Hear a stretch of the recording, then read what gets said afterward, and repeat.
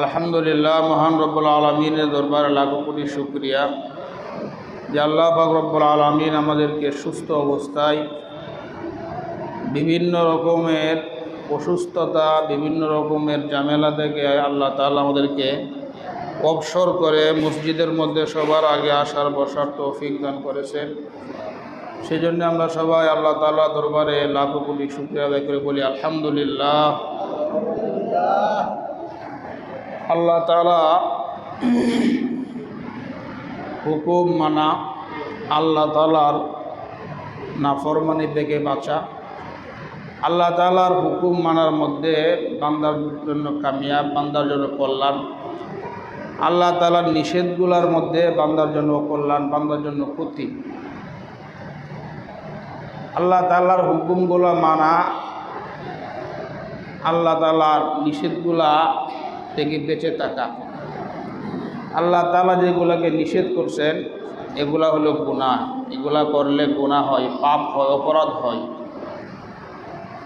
তো গুনাহমুক্ত জীবন গড়ার চেষ্টা করা, আল্লাহর হুকুমের জিন্দেগি গড়ার জন্যে আজীবন চেষ্টা সাধনা এটা আমাদের করতে হবে। কারণ গুনার কারণে আমাদের জীবনের মধ্যে অনেক ক্ষতি হয়, অনেক কিছু থেকে আমরা বঞ্চিত হয়ে যাই। আল্লাহ নাফরমানের কারণে, গুনাহের কারণে, অপরাধের কারণে আমরা অনেক কিছু থেকে আমরা বঞ্চিত হই।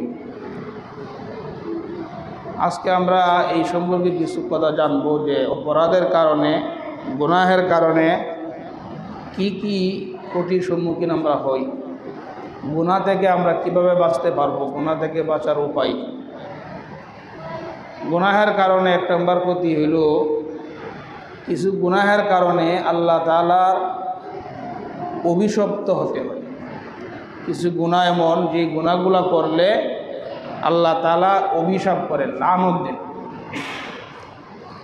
মুসলিম শরীফের হাদিসের মধ্যে 4টা গুনাহের কথা এখানে নবীজি বলছেন।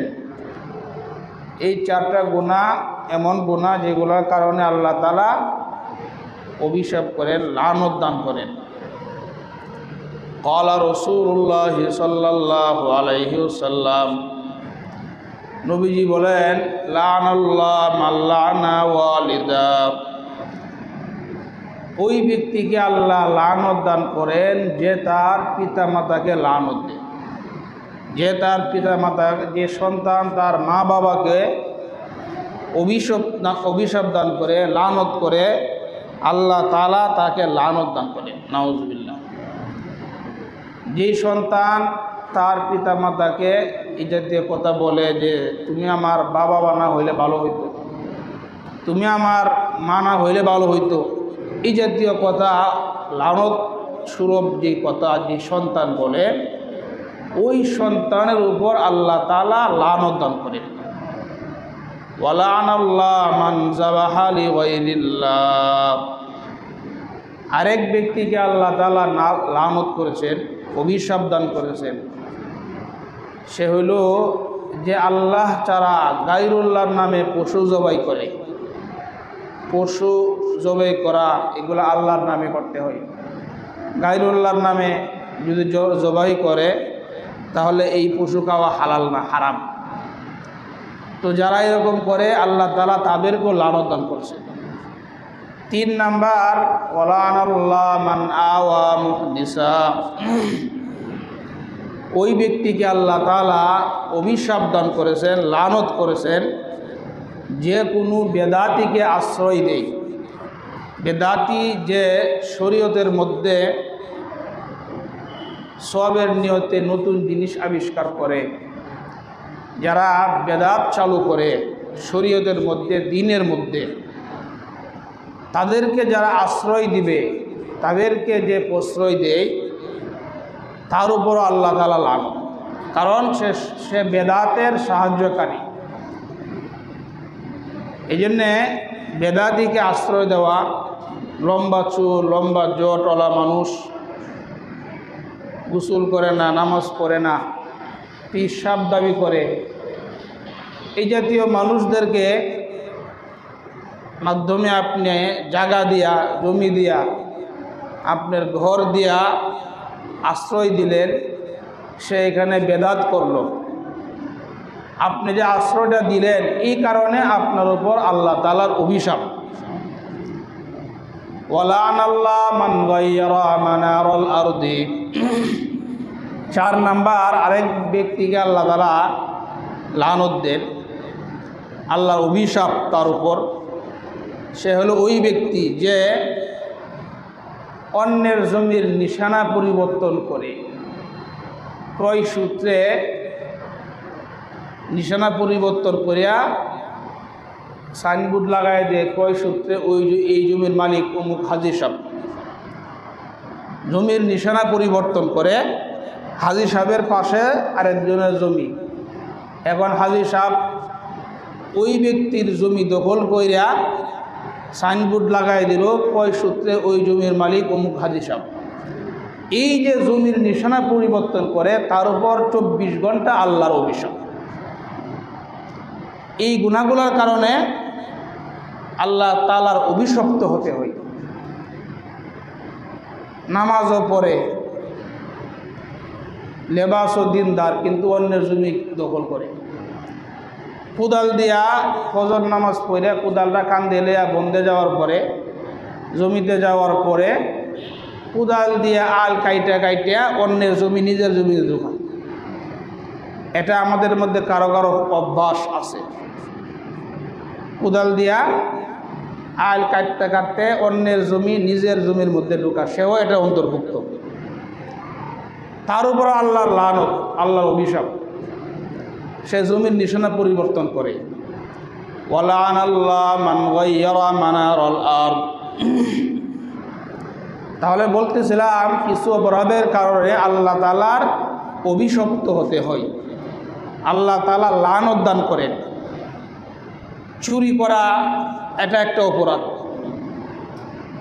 চুরির কারণেও আল্লাহ তাআলা লানত দান করেন। বুখারী শরীফের হাদিসের মধ্যে আসছে, এক ব্যক্তি একটা ডিম চুরি করে। ডিম একটা ছোট্ট জিনিস, অল্প টাকার জিনিস।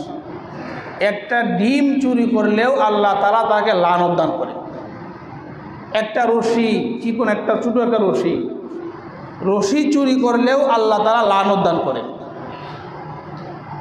লানাল্লাহু সারিকা ইয়াসরিকুল বাইদাতা ফাতুকতাউ ইয়াদু ওয়াস-সারিকু ওয়াল হুবলা ফাতুকতাউ ইয়াদু। একটা ডিম চুরি যে করে আল্লাহ তাআলা তাকে লানত দান করেন। একটা রশি চুরি করলে আল্লাহ তাআলা তাকে লানত দান করে। তাহলে বড় জিনিস চুরি করলে কি হবে? ছোট্ট একটা ডিম চুরি করলে যদি এই অবস্থা হয়, একটা রশি চুরি করলে যদি লানত দান করে, তাহলে বড় জিনিস চুরি করলে কি হবে? তাহলে চুরি করা, যে চুরি করে তার উপর আল্লাহর লানত, নাউজুবিল্লাহ। আবু দাউদ শরীফের বর্ণনা আরও কয়েকটা অপরাধ আছে যে অপরাধগুলোর জন্য আল্লাহ তাআলা লানত দান করেন।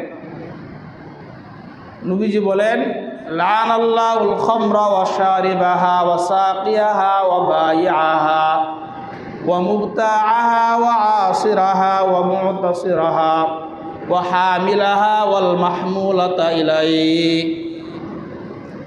নবীজি বলেন, মদের উপর আল্লাহ তাআলার লানত। যে মদ পান করে, লানাল্লাহুল খামরা ওয়া শারিবাহা, মদ পানকারীর উপর আল্লাহর অভিশাপ। ওয়া সাকিয়াহা, মদ যে ঢেলে দেয় তার উপর আল্লাহর অভিশাপ।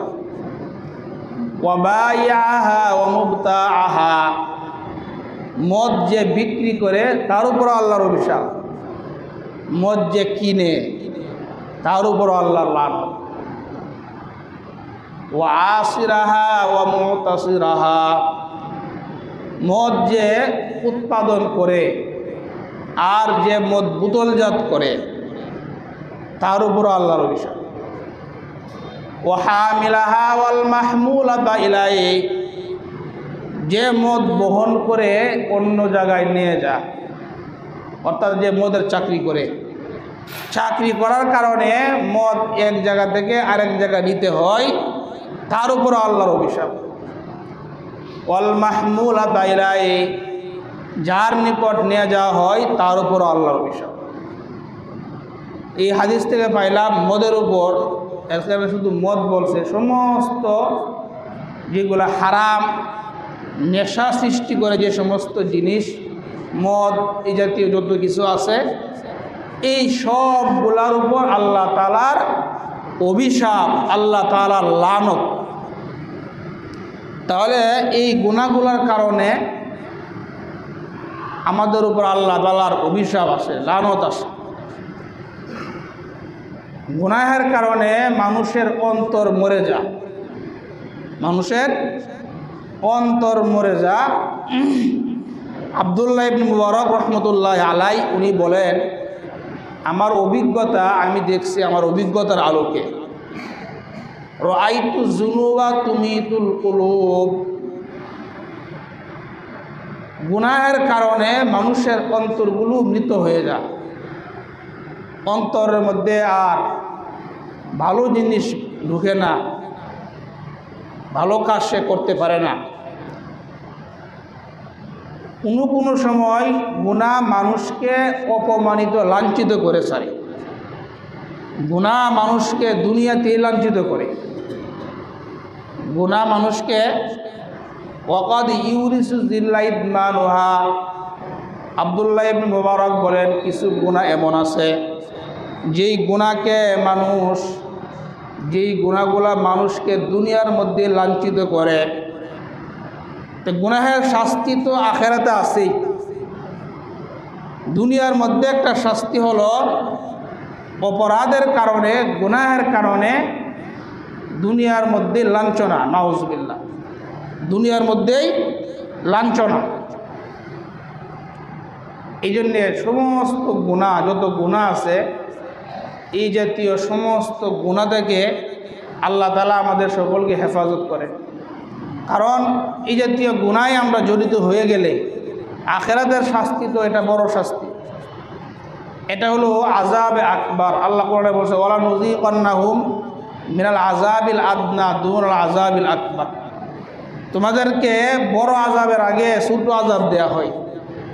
বড় আযাব তো আখিরাতে হবে, তো দুনিয়ার মধ্যে আমাদের অপরাধের কারণে, আমাদের গুনাহের কারণে লাঞ্ছনা হবে, শাস্তি হবে। দুনিয়ার মধ্যে যত ঘটনা ঘটে, যত আযাব গজব হয়, এগুলো আমাদের গুনাহের কারণে হয়। জলস্থলে যত বিপর্যয় দেখা যায়, জলস্থলে যত গজব আসে, এগুলা মানুষের হাতের কামায় আসে। জহারাল ফাসাদু ফিল বাররি ওয়াল বাহরি বিমা কাসাবাত আইদিন নাস, আল্লাহ তাআলা বলেন, জলস্থলে যত বিপর্যয় প্রকাশ হয়, এগুলা মানুষের হাতের কামাই, মানুষের হাতের কামাই। মানুষ নাফরমানি করে, মানুষ অশ্লীলতা ফাহেশা করবে, আর আল্লাহ তাআলা আযাব গজব দিবে, এগুলা মানুষের হাতের কামাই। তাহলে গুনাহের কারণে আখিরাতের শাস্তি তো আছেই, দুনিয়ার মধ্যেই শাস্তি হয়, দুনিয়ার মধ্যে লাঞ্ছনার শিকার হতে হবে। গুনাহের কারণে, অপরাধের কারণে আরেকটা ক্ষতি হয় আমাদের, এটা হইল যারা গুনাহ করে তারা এলেম বলে যায়, বিদ্যা বলে যায়। যারা মাদ্রাসার ছাত্র, যারা আমরা 10টা 4টা 5টা সূরা মুখস্থ করি, এরপরে দেখবেন এগুলা মনে থাকে না। গুনাহের কারণে মানুষ এলেম ভুলে যায়। আব্দুল্লাহ ইবনে মাসউদ রাদিয়াল্লাহু তাআলা আনহু বলেন, ইন্নী আহসিবুর রাজুলা, আমার ধারণা, আমার অভিজ্ঞতা, মানুষ ইয়ানসাল ইলমু কামা লিল খাতিয়া। আব্দুল্লাহ ইবনে মাসউদ বলেন, আমার অভিজ্ঞতা, মানুষ গুনাহের কারণে এলেম ভুলে যায়, বিদ্যা ভুলে যায়। কোরআন সুন্নাহর কথা এটা এলেম, কোরআন হাদিসের কথা, এগুলো এলেম। এই কথাগুলা তারাই বেশি মনে রাখবে যাদের গুনাহ যত কম হবে, যার গুনাহ যত কম তার তত বেশি কোরআনের কথা হাদিসের কথা মনে থাকবে।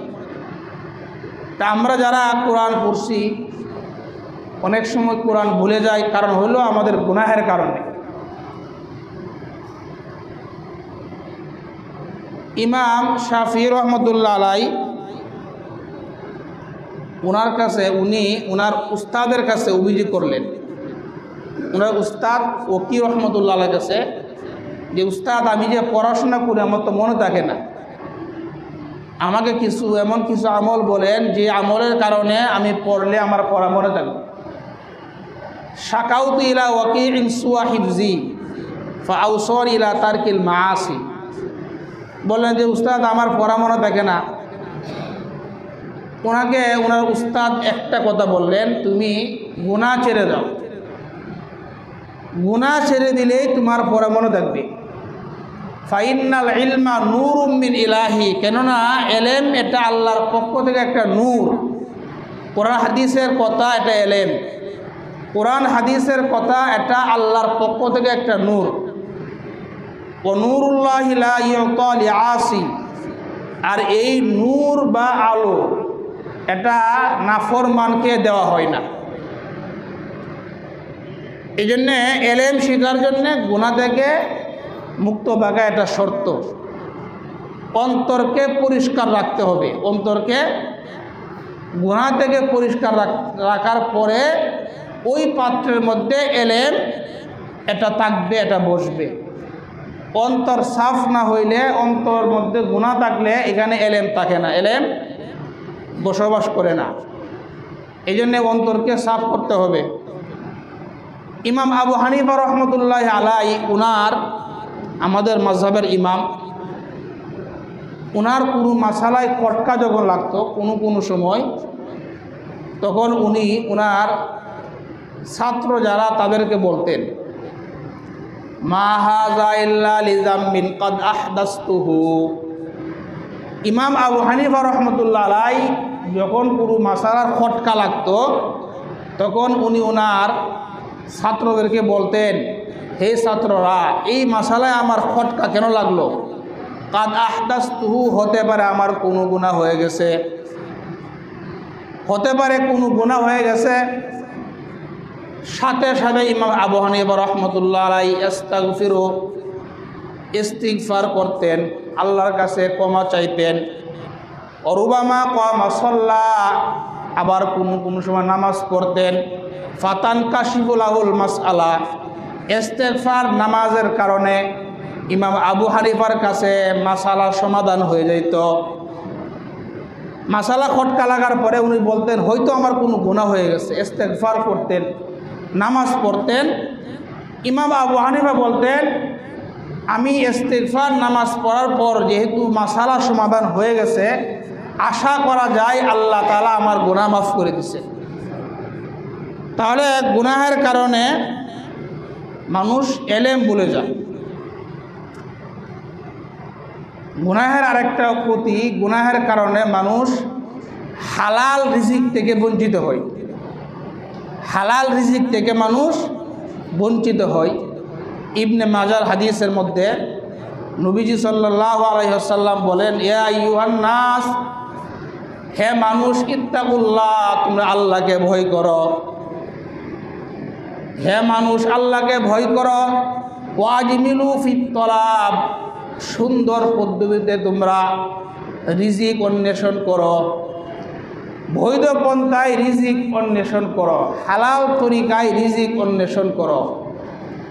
ফাইন্না নাফসান লান তামুতা হাত্তা তাস্তাউফিয়া রিজকাহা, নবীজি বলেন, কোনো মানুষ মারা যাবে না, কোনো মানুষ তার হালাল রিজিক, তার বরাদ্দকৃত রিজিক ভক্ষণ করার আগে সে কিছুতেই মারা যাবে না। আমার আপনার ভাগ্যে যে রিজিক আল্লাহ তাআলা লিখে রাখছেন, এই রিজিক আমরা ভক্ষণ করার আগে, খাওয়ার আগে আমরা মারা যাব না, এটা নবীজি বলছেন।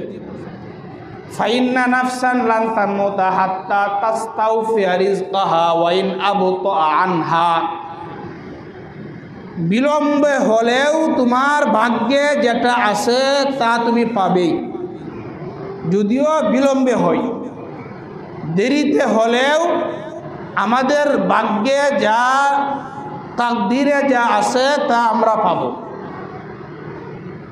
সুতরাং এটাকে তোমরা হালাল পদ্ধতিতে অন্বেষণ করো, হালালভাবে। আমাকে তাড়াতাড়ি আমার ধনী হইতে হবে, দ্রুত আমার বড়লোক হইতে হবে, এই জন্যে হারাম পন্থায় অবলম্বন না কইরা হালাল তরিকায় রিজিক অন্বেষণ করো। নবীজি বলছেন ইত্তাকুল্লাহ ওয়াজমিলু ফিত তলাব, দ্রুত ধনী হইতে হবে, তাড়াতাড়ি বড়লোক হইতে হবে। এই জন্যে হারাম পন্থা অবলম্বন না কইরা হালালভাবে তুমি তোমার রিজিক তুমি অন্বেষণ করো। ফাইন্না নাফসান লান তামুতা হাত্তা তাস্তাউফিয়া রিজকাহা ওয়া ইন আবতা আনহা। নবীজি বলেন কোনো মানুষ মারা যাবে না তার বরাদ্দকৃত রিজিক বক্ষণ করার আগে, সে কিছুতেই মারা যাবে না। সুতরাং এই কথাটা আমাদের ভিতরে ঢুকায় নেই। আমাদের রিজিকের মধ্যে যেটা তাকদীরে যেটা আছে এটা আমরা ভক্ষণ না করে আমরা মরব না। সুতরাং এই জন্যে হারামভাবে রিজিক আমরা অন্বেষণ করার জন্য চেষ্টা না করি। নবীজি বলেন ইত্তাকুল্লাহ ওয়াজমিলু ফিত তলাব, আল্লাহকে ভয় করো, আল্লাহকে ভয় করো, বৈধভাবে রিজিক অন্বেষণ করো। খুজু মা হাল্লা ওয়া দাউ মা হারুমা। নবীজি পরিষ্কার বলছেন খুজু মা হাল্লা, হালালটা গ্রহণ করো, হারামটা বর্জন করো। যেটা হারাম সেটা বর্জন করো, যেটা হালাল সেটা গ্রহণ করো। এটা একটা গুরুত্বপূর্ণ হাদিস নবীজি বলে গেছেন উম্মতের জন্যে। তোমাদের যে রিজিক তোমাদের তাকদীরে আছে এটা তোমরা পাবেই।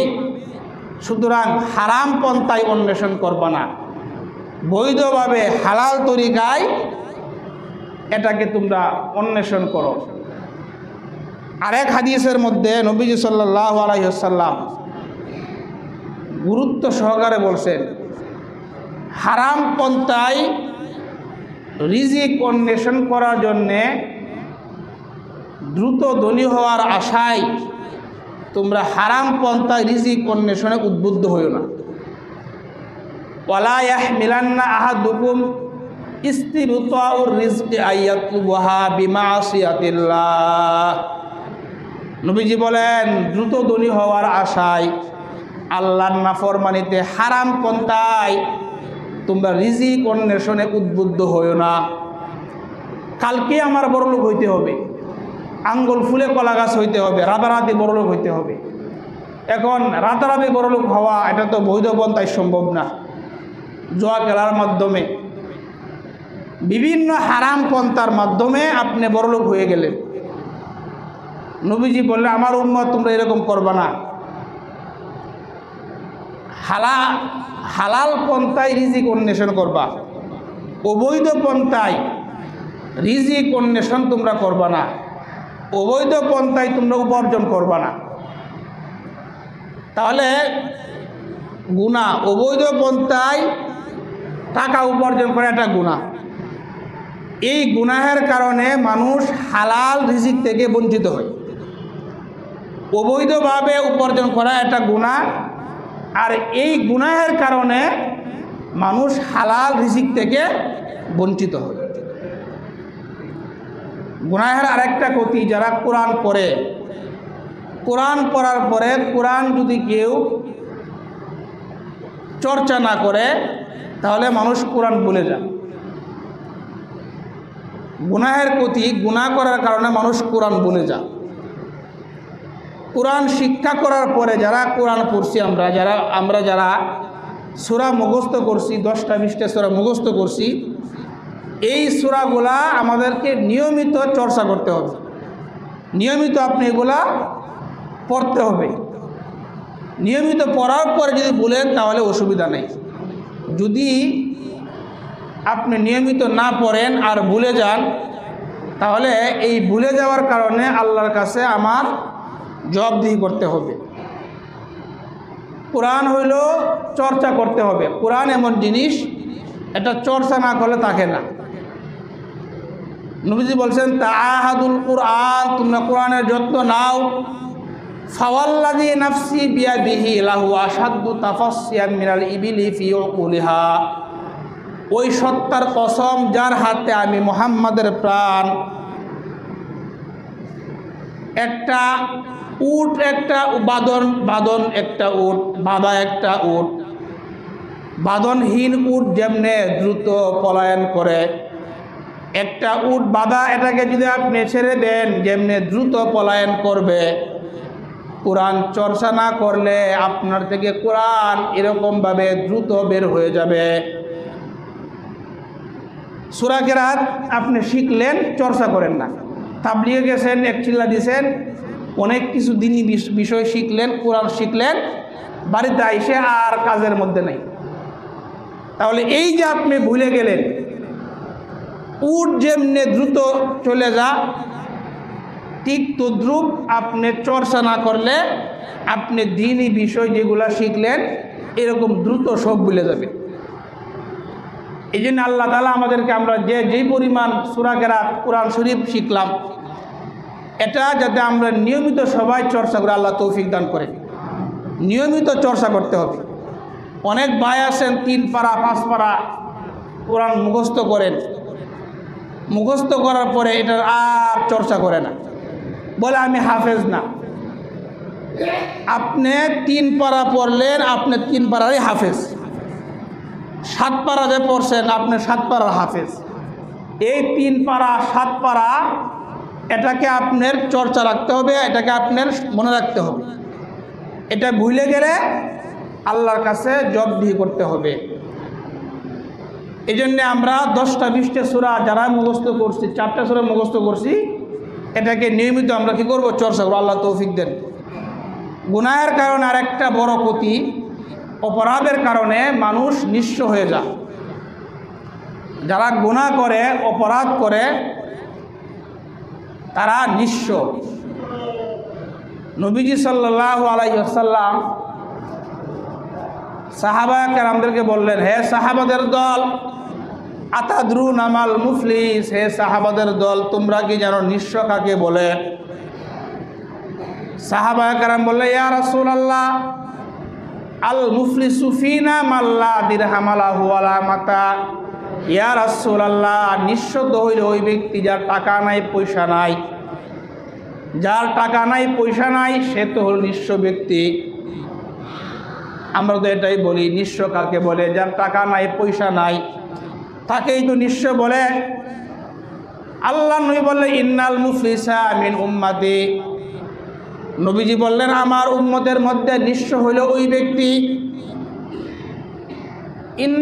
ইন্নাল মুফলিসা মিন উম্মতি ইয়াতি ইয়াউমাল কিয়ামাতি কদ শাতামা হাযা ওয়া কাযাফা হাযা ওয়া আকালা মালা হাযা ওয়া সাফাকা দামা হাযা। নবীজি বললেন আমার উম্মতের নিঃস্ব হইল ওই ব্যক্তি কিয়ামতের ময়দানে, ইয়াতি ইয়াউমাল কিয়ামাতি বিসলাতিন ওয়া যাকাতিন ওয়া সিয়ামিন, কিয়ামতের ময়দানে যে নামাজ, রোজা, হজ, যাকাত নিয়ে উপস্থিত হবে। নামাজ, রোজা, হজ, যাকাত নিয়ে উপস্থিত হইলে সে কি নিঃস্ব হওয়ার আলামত? এটা তো নিঃস্ব হওয়ার আলামত না। নিঃস্ব কেন হবে? সাহাবায়ে কেরাম অবাক হয়ে যা, নামাজ নিয়ে আসবে, রোজা নিয়ে আসবে, যাকাত নিয়ে আসবে, এরপরও কেন নিঃস্ব হবে? নবীজি বলে, ইয়াতি কদ শাতামা হাযা ওয়া কাযাফা হাযা ওয়া আকালা মালা হাযা ওয়া সাফাকা দামা হাযা। পাহাড় পরিমাণ নামাজ নিয়ে আসবে, পাহাড় পরিমাণ রোজা, পাহাড় পরিমাণ যাকাত নিয়ে সে উপস্থিত হবে। নবীজি বলেন সে নিঃস্ব। নিঃস্ব কেন হবে? নবীজি ব্যাখ্যা দিলেন, কিয়ামতের ময়দানে তার ব্যাপারে অসংখ্য মামলা দায়েরকারী আল্লাহর কাছে মামলা দায়ের করবে। অসংখ্য মানুষ তার ব্যাপারে আল্লাহর কাছে মামলা দায়ের করবে, অভিযোগ দায়ের করবে। ইয়াতি কদ শাতামা হাযা, কেউ বলবে আল্লাহ দুনিয়ার মধ্যে সে আমাকে গালিগালাজ করছে, আমার হক সে নষ্ট করছিল, আমি আপনার কাছে বিচার দিলাম। আবার কেউ বলবে আমার দুনিয়ার মধ্যে অন্যায়ভাবে আমার মাল সে বক্ষণ করছিল, আমি আমার মালের জন্য আমি অভিযোগ দায়ের করলাম। কেউ বলবে ওয়াসাফা কাদামা হাযা, দুনিয়ার মধ্যে অন্যায়ভাবে আমার রক্ত প্রবাহিত করছিল, অন্যায়ভাবে আমাকে হত্যা করছিল।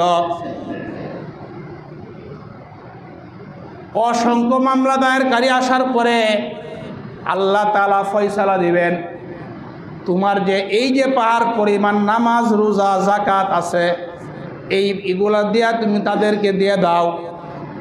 তোমার যে পাওনাদার দুনিয়ার মধ্যে পাওনাদার, তাদের পাওনা পরিশোধ করো। ফায়ুতা হাযা মিন হাসানাতি ওয়া হাযা মিন হাসানাতিহি, তার পাহাড় পরিমাণ আমলগুলা দেয়া পাওনাদারদের পাওনা দেওয়া শুরু হবে।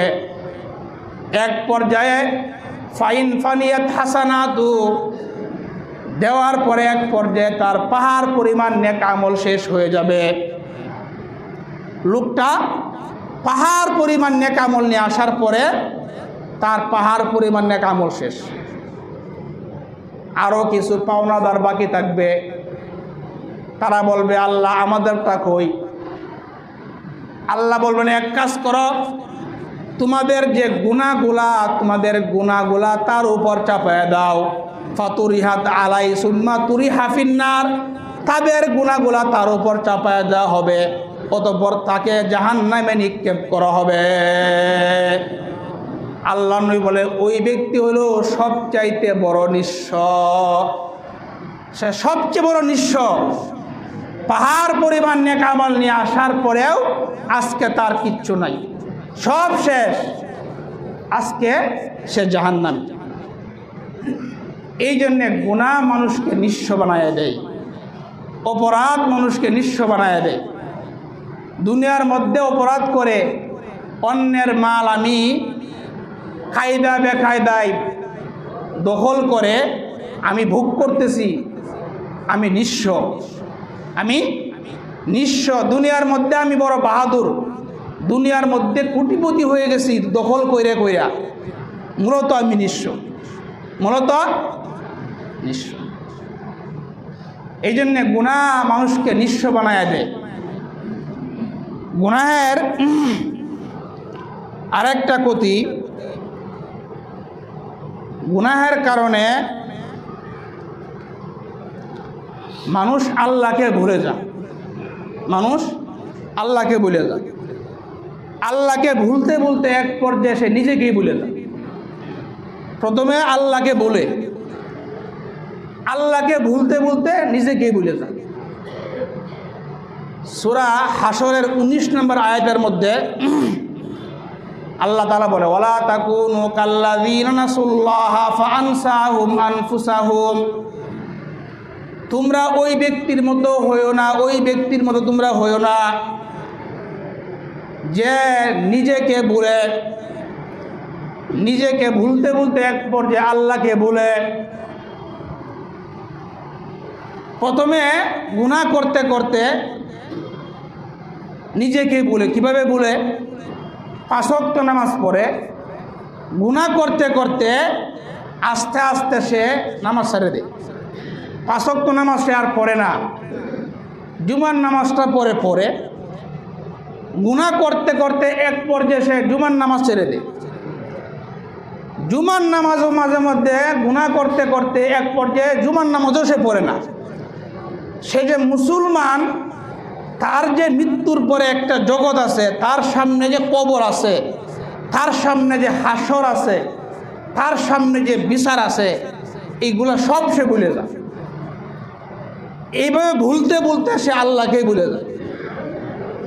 আল্লাহ তাআলাও তাকে এমন ভুলান, তার যে তওবা করা প্রয়োজন এটাই আল্লাহ তাকে ভুলাইয়া দেয়। নাউজুবিল্লাহ। এই অবস্থা মানুষের হয়। এই অবস্থা থেকে এটা একটা অভিশপ্ত লানতি অবস্থা। আল্লাহ তাআলা আমাদেরকে এই অবস্থা থেকে আমাদেরকে হেফাজত করে, যে আল্লাহকে বলে এমনকি তার তওবা করা প্রয়োজন এটাও তার মনে নাই।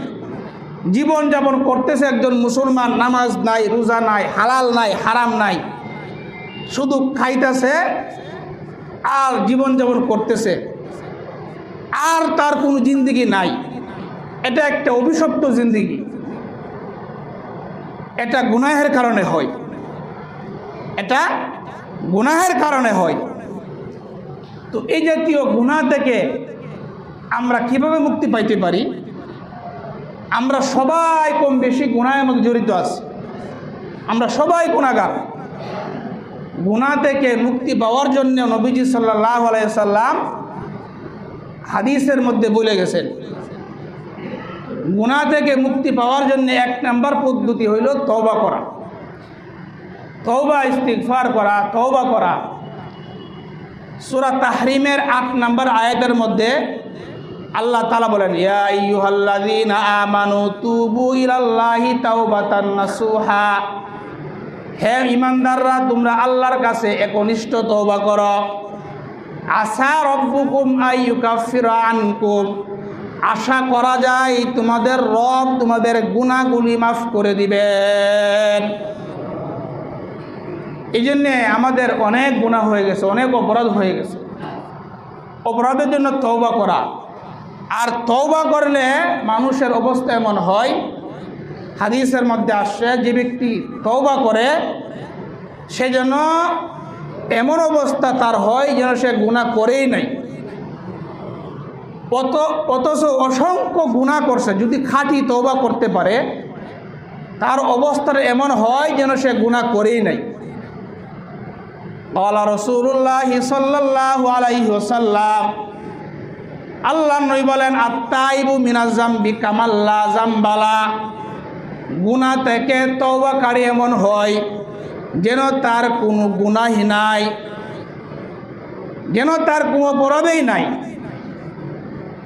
একবার ভালো করে চিন্তা করেন, আপনি সারা জিন্দেগি গুনাহ করছেন, সারা জিন্দেগি জিনা, ব্যভিচার, কবিরা গুনাহ, সগীরা গুনাহ, অসংখ্য গুনাহ করছেন, শুধুমাত্র তওবা করছেন আল্লাহর কাছে খাঁটিভাবে তওবা করছেন। ইসলাম বলে, নবীজি হাদিসে বলেন, যদি খাঁটি তওবা করে কেমন যেন তার কোনো গুনাহই নাই। সুবহানাল্লাহ। তাহলে সুযোগ আছে না নাই? সুযোগ আছে না নাই? আমরা সবাই গুনাহগার, সবাই গুনাহগার। কুল্লু বানি আদামা খাত্তাউন ওয়া খায়রুল খাত্তাইনা আত-তাওয়াবুন। নবীজি বলেন, আদম সন্তান, নবীগণ ছাড়া সমস্ত আদম সন্তান গুনাহ করে, আদম সন্তান গুনাহ করে। নবীজি বলেন, গুনাহগারদের মধ্যেও আমি নবী বলতেছি যারা তওবা করে আল্লাহর কাছে মাফ চায়, তারা হইল গুনাহগারদের মধ্যেও শ্রেষ্ঠ মানুষ। যারা তওবা করে তারা শ্রেষ্ঠ, তারা উত্তম। নবীজি বলছেন যারা তওবা করে তারা উত্তম। এখন আসেন তওবা করব, যে আমরা তওবা যে করব, তওবার সময় কোন পর্যন্ত? তওবার সময় হইল মৃত্যুর আগ পর্যন্ত, হালতে গড়গড়া। আমাদের দমটা এই কণ্ঠনালী পর্যন্ত আসার আগ পর্যন্ত যদি বান্দা তওবা করে, আল্লাহ তাআলা বান্দার তওবা কবুল করবে। এরপরে যখন সখরাত, মৃত্যুর সময় নিকটে হবে, তখন তওবা করলে কাজ হবে না। যখন মালাকুল মউতকে দেখবে তখন আর তওবা করলে এই তওবা আল্লাহ তাআলা গ্রহণ করবেন না। হাদিসের মধ্যে নবীজি বলেন, ইন্নাল্লাহা লা ইয়াকবালু তাওবাতাল আবদি মা লাম ইগরগির, হালতে গড়গড়ার আগ পর্যন্ত আল্লাহ তাআলা বান্দার তওবা কবুল করেন। হালতে গড়গড়া, মৃত্যুর সময়ের আগ পর্যন্ত, সখরাতের আগ পর্যন্ত, মুমূর্ষ হওয়ার আগ পর্যন্ত যদি কোনো বান্দা তওবা করে, সে যত গুনাহ করুক আল্লাহ তাআলা তার তওবা কবুল করবেন। এই জন্য 1 নম্বর কাজ হইল তওবা করা। জিন্দগিতে বহুত গুনাহ করছি, বহুত নামাজ কাজা করছি, এখনও সময় আছে তওবা করেন, এখনও সময় আছে তওবা করেন, আর জিন্দগিতে নামাজ কাজা করব না। কারণ সময় যখন চলে আসবে তখন আর তওবা করার সুযোগ নেই। আমাদের প্রত্যেকের একটা সীমানা দেওয়া আছে, এই সীমানা দেওয়া আছে, আমাদের হায়াতের সীমানা দেওয়া আছে, টাইম, নির্ধারিত টাইম শিডিউল করা আছে, শিডিউল করা আছে। আমার শিডিউল আর কয় ঘন্টা বাকি আছে, 1 সেকেন্ডও আর বিলম্বর সুযোগ থাকবে না। ওয়ালা ইউআখিরাল্লাহু নাফসান ইযা জাআ আজালুহা, আল্লাহ বলছেন এই শিডিউল টাইম যখন আসবে 1 সেকেন্ড আর সময় পাবা না, কিছুতেই আর সময় দেওয়া হবে না। এই জন্যে তওবা করি আমরা সবাই। আমরা যত গুনাহ করছি সামনে আর আমরা গুনাহ করব না। গুনাহ থেকে তওবা করলে আল্লাহ তাআলা অত্যন্ত খুশি হন, অত্যন্ত খুশি হন। বান্দা যদি গুনাহের জিন্দেগি ছেড়ে দিয়ে ইমানি জিন্দেগি গ্রহণ করে আল্লাহ তাআলা এমন খুশি হন। হাদিসের মধ্যে আসছে লাল্লাহু আফরাহু বিতাওবাতি আহাদিকুম মিন আহাদিকুম বিদাল্লাতিহি ইযা ওয়াজাদাহা। লম্বা একটা হাদিসের মধ্যে নবীজি বলেন, এক ব্যক্তি সফরে বের হয়েছে, বের হওয়ার পরে উট নিয়ে বের হয়েছে, লম্বা সফর, উটের মধ্যে তার খাবার দাবার সব এই উটের মধ্যে। ওই ব্যক্তি একটু বিশ্রাম করলো, ঘুমাইল। ঘুমানোর পর ঘুম থেকে উঠে দেখে তার উট নাই। উট নাই মানে তার খাবারও নাই, টাকা পয়সা কোনো কিচ্ছু নাই। এমন একটা জায়গার মধ্যে যে এখান থেকে যার গন্তব্যস্থলে যাইতেও পারবে না, আবার বাড়িতেও আসতে পারবে না। লোকটা নিশ্চিত বলল আমার মৃত্যু, আমার নিশ্চিত অবধারিত, মৃত্যু ছাড়া আমার কোনো পথ নাই। এই লোকটা আবার ঘুমায় গেল। ঘুম থেকে ওঠার পরে দেখে ওই যে উটটা হারায় গেছে, ওই উটটা তার খানা দানা টাকা পয়সা নিয়ে উটটা হাজির হয়ে যা। এটা একটা হাদিস, লম্বা হাদিস। ওই লোকটা খুশিতে সে বলতে লাগলো আল্লাহুম্মা আনতা আবদি ওয়া আনা রব্বুক। আল্লাহ তুমি হইলে আমার গোলাম, আমি হইলাম তোমার রব। নবীজি বলেন আখতা বিশিদ্দাতিল ফারাহি, খুশির টেলায় সে ভুল করছে। খুশির টেলা কিভাবে সে প্রকাশ করবে? খুশির টেলায় সে বলার কথা আল্লাহ আমি তোমার গোলাম, তুমি আমার মরিদ না বলে সে বলতে লাগলো আল্লাহ আমি তোমার মরিদ, তুমি আমার গোলাম। এই ব্যক্তি তার উট পাওয়ার পরে যেমন খুশি, কোনো বান্দা যখন তওবা করে আল্লাহ তাআলা এর চাইতেও কোটি গুণ বেশি খুশি হয়ে যায়। লাল্লাহু আফরাহু বিতাওবাতি আহাদিকুম মিন আহাদিকুম বিদাল্লাতিহি ইযা ওয়াজাদাহা। নবীজি বলেন আল্লাহ তাআলা অত্যন্ত খুশি হন তোমাদের কেউ যখন হারানো উট খুঁজে পাওয়ার পরে যেমন খুশি হয়, আল্লাহ তাআলা তার চাইতেও আরো লক্ষ কোটি গুণ বেশি খুশি হয়ে যায়। এই জন্য আসেন তওবা করেন। জিন্দেগি তো শেষ করছেন, আর কত নামাজ ছাড়বেন, আর কত গুনাহ করবেন। একবার একটু চিন্তা করবেন, একবার গভীরভাবে। আমাদের যখন কোনো মানুষ মারা যাওয়ার পরে আপনি একটু মাঝে মধ্যে কবরের মাটির মধ্যে হাত দিয়ে দেখেন, মাটিটা কেমন ঠান্ডা। পারলেন আপনি লাশ নিয়ে আমার কবরে নাইবেন। এই যে 3 ইঞ্চি একটা জায়গা, অল্প 3 ফুট একটা জায়গা, অল্প একটা জায়গা, এই জায়গার মধ্যে আপনি থাকবেন। একবার মাথাটা চিন্তা করবেন, চোখটা বন্ধ করে চিন্তা করবেন আমার কি অবস্থাটা হবে।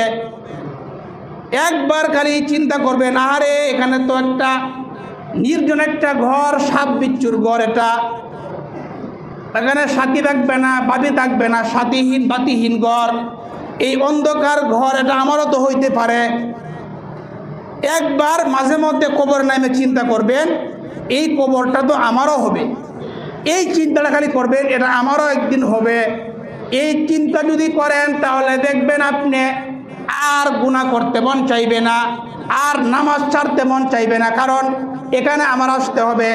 প্রতিদিন একবার যদি কোনো ব্যক্তি কবরের চিন্তা করে, একবার কবরের চিন্তা করে, দেখবেন আপনি নেক আমল করতে মন চাইবে বেশি বেশি। এই জন্যে বলতেছিলাম নেক আমল করা। আমাদের অনেক গুনাহ হয়ে গেছে, এই জন্য তওবা ইস্তিগফার কইরা আমাদের সামনের জিন্দেগিটা আমরা করি। কারণ আমার আপনার হায়াত জানা নাই আমি আর কয়দিন বাঁচতে পারবো। আমার হায়াত কালকেও শেষ হইতে পারে। আমি বৃদ্ধ হয়ে মারা যাব এরকম গ্যারান্টি আমার নাই। এটা ধোঁকার মধ্যে পড়ে আসি। অনেকেই আমরা আসি যে আমরা কিছুদিন পরে নেক আমলটা ধরবো, এটা ধোঁকা। আমাদের হায়াতের কোনো গ্যারান্টি নাই, কোনো নিশ্চয়তা নাই। এই গতকালকে একজন শিশু মানুষ, আমার একটা বাচ্চা মারা গেছে, অল্প বয়স, এখন সে মারা যাবে সে জানতো। আমাদের তো আগে যাওয়া কথা ছিল, মাত্র 2 বছর 1.5 বছর বয়সে বাচ্চা, সে চলে গেছে। তো সিরিয়াল অনুযায়ী তো আমার আগে সিরিয়াল ছিল না, সে আগে চলে গেছে। কাজেই মৃত্যুর কোনো সিরিয়াল নাই। মৃত্যুর সিরিয়াল, আসার সিরিয়াল, যাওয়ার কোনো কি নাই ভাই, সিরিয়াল নাই। এই জন্যে এখনই সময়, আজকেই নিয়ত করেন যে আমি আর আল্লাহ তাআলার নাফরমানি করব না। আমাদের জিন্দেগিকে আমরা বানাইব, আমি আল্লাহর হুকুমগুলা জানবো, আল্লাহর হুকুমগুলা শিখবো। এজন্যে মাঝে মধ্যে আল্লাহর রাস্তায় বের হইতে হয়। দুনিয়া যেমন শেখার দরকার, আখেরাতের কাজগুলো শেখা দরকার কিনা ভাই? সূরা কিরাতগুলো শেখা দরকার আছে না? হালাল হারাম ফরজগুলো শেখা দরকার আছে না? কোনগুলা ফরজ, নামাজের কোনগুলা ফরজ, ওযু কোনগুলা ফরজ, ওযু কেন ভেঙে যা, হ্যাঁ, গোসলের ফরজ কি, গোসল করছেন সারা জিন্দেগি, আপনি গোসলের ফরজ জানেন না, তাহলে আপনি পাক হইতে পারবেন? এই জন্য এই জিনিসগুলা জানার জন্যে সময় দেওয়া দরকার কিনা ভাই? সময় দেওয়া দরকার। এখন এই সময় কিভাবে দিবেন? মাঝে মধ্যে আল্লাহ রাস্তায় বের হওয়া দরকার। কি বলেন, দরকার কিনা? এটা আমাদের সবার দরকার। এই যে আমি যে বলছিলাম যে দ্বীনি কোরআন সূরা কিরাতগুলা, এগুলো চর্চা না করলে ভুলে যায়। আপনারা সবাই সূরা কিরাত পারেন, কিন্তু কি করেন না, চর্চা নাই। অনেক ভাই 3 দিনের জামাতে যান, অনেকে আছে 1 বছরেও জামাতে যান না।